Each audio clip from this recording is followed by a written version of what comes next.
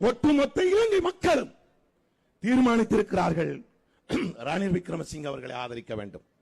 இந்த நாட்டை அடுத்த 5 வருடம் ஆட்சி செய்ய வேண்டுமானால் ஒரு experience, intelligent, knowledge, international relationship, சர்வதேச தொடர்பு, அறிவு, முதிர்ச்சி, அனுபவம் வாய்ந்த ஒரு தலைவரால் மட்டும்தான் இந்த நாட்டை அடுத்த 5 வருஷத்துக்கு கொண்டு சேர்க்க முடியும்.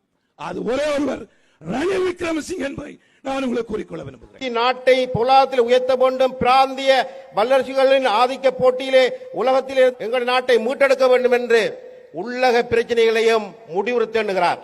அனைத்து அரசியல் தலைவர்களையும் அரசியல் சக்திகளையும் பேசி முடியுமானவரை விரைவாக மாகாண சபை தேர்தல் நடத்தி அதிகாரங்களை பங்கிட வேண்டும் என்று சொல்லியிருக்கிறார்.